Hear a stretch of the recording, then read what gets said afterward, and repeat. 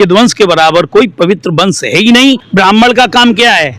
भिक्षा मांगना और भिक्षा मांग के अपना पेट पालना। यदुवंश की कथा सुनने से हजारों जन्मों के पाप दूर हो जाते हैं। ब्राह्मण होकर के भी उसे 7 दिन नौकल यादव बन करके बैठता है, तब उसका उद्धार होता है। बिना यादव के कोई कथा आज दिन तक सफल नहीं हुई। ब्राह्मण से कोई कथा कराता है तो उसे नरक में जाना पड़ेगा। कि जब तक सामाजिक बहिष्कार इन लोगों का नहीं होगा ये सुधरने वाले नहीं है। ये थोड़ी दिया है कि ब्राह्मण ही भगवान को पा सकता है। साथियों, आपको याद होगा कि इटावा की एक घटना जो पूरे देश में चर्चा का विषय बनी थी, चाहे वो इटावा कांड हुआ, उससे पहले मध्य प्रदेश में हुआ, हरियाणा में हुआ, कई ऐसी घटनाएं हुई जो ये ब्राह्मणवाद व्यवस्था की एक जीता जाता सबूत था। तमाम ऐसी चर्चाएं होती रहती, लेकिन इस पर कुछ होने का काम नहीं होता। उस घटना के बाद लगातार लोगों ने ब्राह्मणों का विरोध भी किया था। जगह जगह बोर्ड लगा दिए गए थे कि हम इस गाँव में ब्राह्मणों का आना प्रतिबंध है। हमारे बीच मौजूद हैं मुकुटमणि जी, उनसे बात करते हैं क्योंकि ये घटना उनके साथ हुई थी। पूरी घटना क्या थी, घटना समझने के प्रयास करेंगे। उसके बाद जो चीज़ें उनकी हुई थी, मुकदमे हुए थे, वो वापस हुए कि नहीं हुए। महाराज जी, वो घटना क्या थी, क्या कारण था जो वो घटना की गई थी आपके साथ? वो हमारे साथ षड्यंत्र किया गया। पहले भागवत छटवाई उन्होंने बुलाया और बुला करके फिर हमने कथा पूजन किया। उसके बाद उन्होंने पूछा आपकी बिरादरी क्या है, मैंने अपनी बिरादरी बताई, मैं यादव हूँ। उसके बाद उन्होंने कहा ब्राह्मण के गांव में तुम्हें कथा कहने के लिए नहीं आना था। मैंने कहा क्यों? बोले नहीं, तुम यादव हो, यादव ब्राह्मण की गद्दी पर नहीं बैठता। वैसे सही बात तो ये गद्दी किसी की नहीं है और कहीं ऐसा भी नहीं लिखा है कि ब्राह्मण ही गद्दी पे बैठे। यहाँ तक लिखा हुआ है भागवत में कि अगर ब्राह्मण से कोई कथा कराता है तो उसे नरक में जाना पड़ेगा। अगर ब्राह्मण से कोई कथा सुनता है तो भी उसे नरक में जाना पड़ेगा। ये बड़ी बात कह रहे हैं आप। हाँ बिल्कुल। और बिना यादव के कोई कथा आज दिन तक सफल नहीं हुई।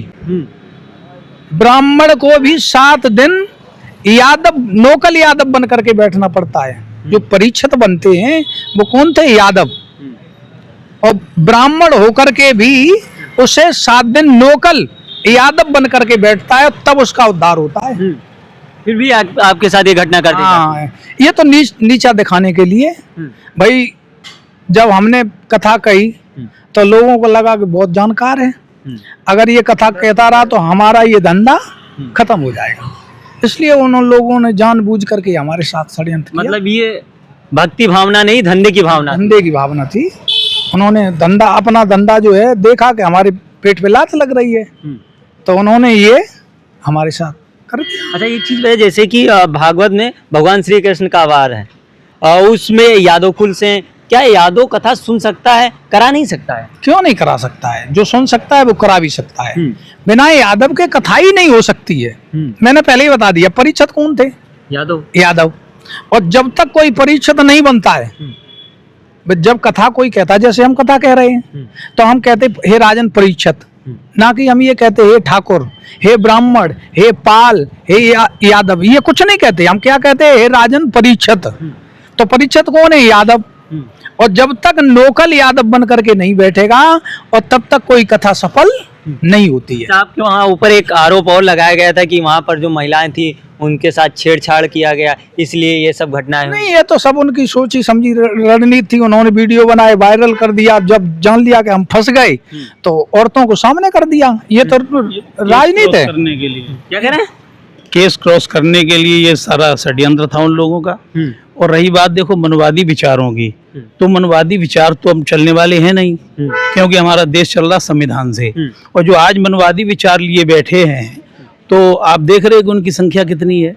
रही बात देखिए यदुवंश की, क्योंकि भागवत एक ऐसा ग्रंथ है जिसमें भगवान कृष्ण के चरित्र है। और कृष्ण कौन थे? यादव थे। सखेति मत्वा प्रसभम यदुक्तम, हे कृष्ण हे यादव हे सखेति, अजानता महिमानम तवेदम मया प्रमादत प्रणयेन वापि।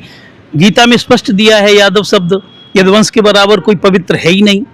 भागवत के 9वें स्कंद में दिया है, 23वें अध्याय में। आपने कहा यदुवंश से पवित्र कोई नहीं, लेकिन आपको पवित्र करने के लिए एक महिला के पेशाब से पवित्र किया जाता है। सुनिए, वही तो मैं कह रहा हूँ, ये मनवादी विचार। वो अपने आप को सर्वश्रेष्ठ मानते हैं। जो अभी हमारे मुकुटमणि जी जवाब दे रहे थे कि मुख से ब्राह्मण पैदा हुए हैं। तो जब मुख से ब्राह्मण पैदा हुए तो अत्रि महाराज तो आंखों से पैदा हुए, और अत्रि आंखों से मुंह से ऊपर हैं, और अत्रि का ही हमारा वंश है, चंद्रवंश, यादव वंश। भागवत के 9वें स्कंद में दिया है, वर्णयामि महापुण्यम सर्पापहरम नृणाम यदोर वंशम नरासुत्वा सर्पापी प्रमुच्यते। यदुवंश की कथा सुनने से हजारों जन्मों के पाप दूर हो जाते हैं। और लोग इस तरीके से टीका टिप्पणी करते हैं, अरे भागवत उठा के देखिए ना, यदुवंश के बराबर कोई वंश है ही नहीं। रही बात, ये सब षड्यंत्र किया हुआ था, मैं आपको बताऊं। दूसरी चीज ये कि जब तक सामाजिक बहिष्कार इन लोगों का नहीं होगा, ये सुधरने वाले नहीं है, क्योंकि इन्होंने कूटनीति, राजनीति हमेशा से ये चलते आए। SC ST OBC को इन्होंने कभी चाहा नहीं, अपने से हमेशा इन्होंने दूर रखा। अगर रामायण को उठा के देखते हैं तो रामायण में भी गोस्वामी जी ने क्या लिखा है कि जाति पाति पूछे नहीं कोई, हरि को भजे सो हरि का होई। वहां की जात विशेष का नाम तो दिया नहीं है। तो भगवान को पाने के लिए ये थोड़ी दिया है कि ब्राह्मण ही भगवान को पा सकता है। आपका मानना है कि ब्राह्मणों का सामाजिक बहिष्कार होना चाहिए? बहिष्कार होना, और जब तक बहिष्कार नहीं होगा ये सुधरने वाले नहीं। बहिष्कार तो उसी दिन से शुरू हो गया जिस दिन से मुकुटमुड़ी के साथ में ये जो घटना घटी है, उसी दिन से ये सारी घटना मैं आपको बताऊं लोक बंधु लाइव के माध्यम से, कि ये घटना घटते ही और ये सारे भारत में छा गया मुद्दा, अकेले यूपी में ही नहीं, सारे भारत में। और लोगों की ये सोच बन गई कि अब इनका सामाजिक बहिष्कार होना चाहिए, और आज भी इनका सामाजिक बहिष्कार है और हमेशा होता रहेगा। आज पोजीशन ये हमारे कुछ जिलों में इतना बहिष्कार हो गया कि लोगों ने इनको बुलाना ही बंद कर दिया। और आज जो भी कार्यक्रम होते हैं, चाहे वो छोटा कार्यक्रम हो चाहे वो बड़ा कार्यक्रम हो, तो यदुवंश के लोग ही करते हैं। आज यदुवंशियों में पढ़े लिखे विद्वान लोग, जब मैं वृंदावन गया था, वृंदावन में वेद विद्यालय में हमसे ये पूछा गया, मैं एडमिशन के लिए गया कि आप बाई कास्ट, तो मैंने कहा यादव। तो हमसे ये कह दिया कि नहीं नहीं अब जगह भर गई है, अब यहाँ कोई जगह नहीं है, आप और अन्यत्र दूसरी जगह देख लीजिए। तो ये शुरू से कूटनीति राजनीति रही इन लोगों की। आपने कहा यादव कथा करें, लेकिन एक मंत्री हैं कैबिनेट में, योगी कैबिनेट में, ओम प्रकाश राजभर, उन्होंने कहा ये ब्राह्मणों का काम है, अगर यादव ऐसा काम करेंगे तो यही हाल होगा। यादव का काम गोबर उठाना, भैंस चराना है। देखिए आज जो यादव कर रहे हैं वो तो अपनी जगह पर बिल्कुल स्थिर हैं, लेकिन जो अन्य जातियां का ब्राह्मण, ठीक है, ब्राह्मण का काम क्या है? भिक्षा मांगना और भिक्षा मांग के अपना पेट पालना, ये लिखित है, ये पुराणों में लिखित है। तो फिर आज ये सेना में भर्ती क्यों होते हैं, आज पुलिस में ये क्यों जाते हैं, ये नेतागिरी क्यों करते हैं, ये हर चीज में घुसे हुए, हर लाइन में घुसे हुए, ये अपना एक धंधा बना करके कार्य कर रहे हैं। ये इस चीज को छोड़ दें तो यादव भी छोड़ देगा। कथा का काम भिक्षा मांगना है जी, ब्राह्मण को धन केवल भिक्षा, उसकी तो भिक्षावृत्ति हमेशा से दी हुई है, पुराणों में दी हुई है। तो ये सारे कर्म जो यदुवंशियों के हैं, ये ब्राह्मण छोड़ दें और यदुवंशी छोड़ देंगे कथा करना, जबकि ऐसा कहीं है नहीं। यदुवंश के बराबर, मैंने आपको अभी बताया भागवत के 9वें स्कंद का श्लोक, यदुवंश के बराबर कोई पवित्र वंश है ही नहीं। और कृष्ण का जहां भी चरित्र होता है तो यदुवंशी कथा करने का 101% उसे अधिकार है। वजह क्या है? क्योंकि आपकी ये घटना हो, इसके बाद भी लगातार ये घटनाएं जारी, इसके पीछे क्या वजह हो सकती है? अब वजह तो आप भी जानते हैं उस चीज को, और खुल के हम लोग शास्त्रीय लोग कहेंगे तो लोग ये कहते हैं कि ये राजनीति पोतर आए, ये राजनीति की बातें करते। देखिए जब तक राजनीतिक संरक्षण नहीं होता है, किसी के ऊपर राजनीतिक हाथ नहीं होता है, तब तक किसी की इतनी हिम्मत नहीं है कि किसी को समाज में बेइज्जत कर सके।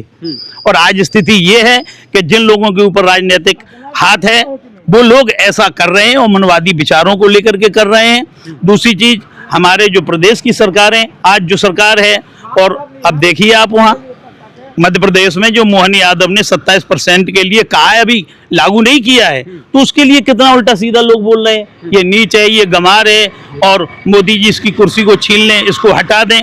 तो यही मनवादी विचार है, और मनवादी विचारों से ही वो इस समाज को चलाना चाहते हैं। लेकिन ये समाज चलेगा संविधान से, बाबा साहब भीमराव अंबेडकर के संविधान से, और संविधान सुरक्षित है तो हम सब सुरक्षित हैं। संविधान के लिए आज बहुत बड़ी लड़ाई चल रही है, संविधान में कटाक्ष करने के लिए लोगों ने बहुत प्रयास किए। इसके लिए हमारे आदरणीय हमारे अखिलेश भैया जी कितनी बड़ी लड़ाई लड़ रहे हैं संविधान को सुरक्षित करने के लिए, और आज संविधान के पीछे लोग पड़े हुए हैं। उन्होंने अपना भरसक प्रयास किया कि किसी तरह से मैं संविधान को हटा दें, संविधान को बदल दें, अपनी मनुस्मृति के आधार पे। मनुस्मृति में मैंने कुछ अंक पढ़े उसके, उसमें यहाँ तक दिया है कि कोई भी हरिजन, कोई भी SC/ST का व्यक्ति, कोई भी शेड्यूल कास्ट का या शूद्र कथा सुनता है तो उसके कानों में शीशा पिघला के डाल दिया जाए, ठीक है। कथा कहने का अधिकार तो है ही नहीं, सुनने वालों के कानों में जो है शीशा डाल दिया जाके पिघला के। इस चीज को लेकर के बाबा साहब भीमराव अम्बेडकर जी ने मनुस्मृति को जलवाया था और मनुवादी विचारों को हमेशा उन्होंने मिट्टी में मिला के रखा, लेकिन आज वो फिर पनपने लगे। मनुस्मृति भीमराव अम्बेडकर जी की जलाने की वजह ये थी जी, यही उन्होंने जो है जो संविधान भारत को दिया है, भारतीय संविधान दिया है, तो हर व्यक्ति को उन्होंने बराबर का दर्जा दिया, हर व्यक्ति का सम्मान बराबर का रखा, उन्होंने ऊंच नीच का कोई भेदभाव नहीं रखा। और मनुवादी विचार क्या थे?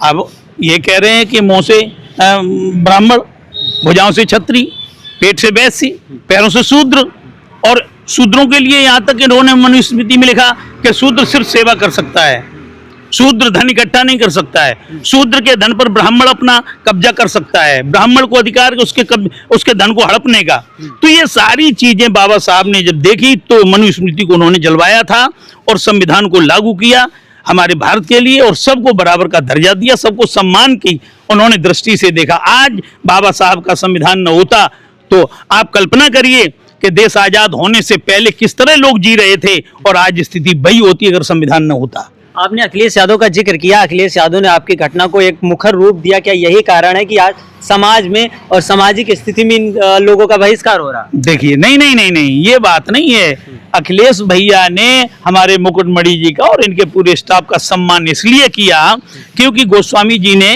रामायण में एक जगह लिखा है कि अगर समाज में किसी का अपमान हो जाए, यद्यपि जगत दारुण दुख नाना और सबसे कठिन जात अपमाना, अगर किसी का समाज में अपमान हो जाए तो मरने से भी ज्यादा हो जाता है। ये हमारे सामने खड़े हैं, हमारी जब फोन पे बात हुई तो ये हमसे बोले भैया अब मरने के सिवा है क्या, मैं तो आत्महत्या करूंगा, मैं तो आत्महत्या करूंगा। और ये बात जब लीकेज हुई हमारे विधायकों ने और हमारे सांसद इटावा ने जब इस चीज को सुना, तब उन्होंने एसपी के सामने जाकर के ज्ञापन दिया और हमारे भैया जी के कान में, ये अखिलेश जी के कान में ये आवाज आई। तो उन्होंने सोचा कि एक व्यक्ति जो समाज में धर्म का प्रचार कर रहा है, जाति विशेष का भले ही वो यादव है, लेकिन वो आज आत्महत्या करने जा रहा, तो उन्होंने कितना बड़ा ये कार्य अपनी बुद्धि से किया कि इन लोगों को बुला करके पूरे स्टाफ का यहाँ सम्मान किया ताकि इनका कम से कम उत्साह बढ़ सके और ये जो कदम उठाना चाहते थे मरने के लिए, आत्महत्या के लिए, इससे ये कम से कम बच जाएं। तो उन्होंने कितना बड़ा काम किया था।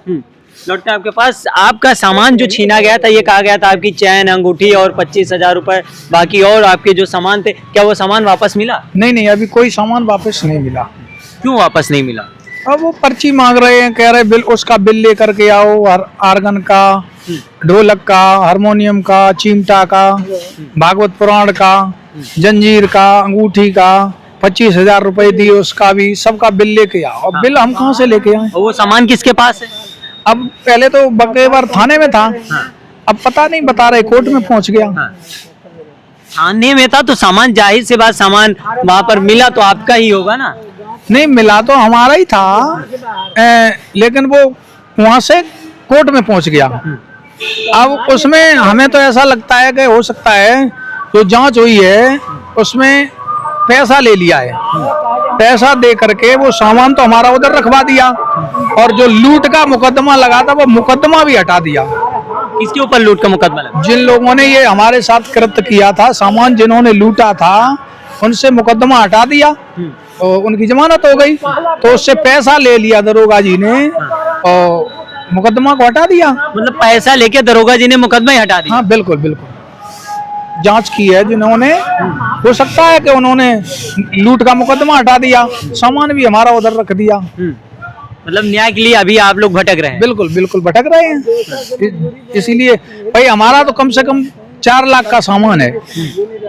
अब 4 लाख का सामान हमारा चला गया, सम्मान भी चला गया, बचा क्या मेरे पास? अब क्या बचा? कुछ नहीं बचा। तो हम सोच रहे हैं, घूम रहे इधर उधर, पूछ रहे न्याय कहीं मिले, जो भी जिससे मदद मांग रहे हैं।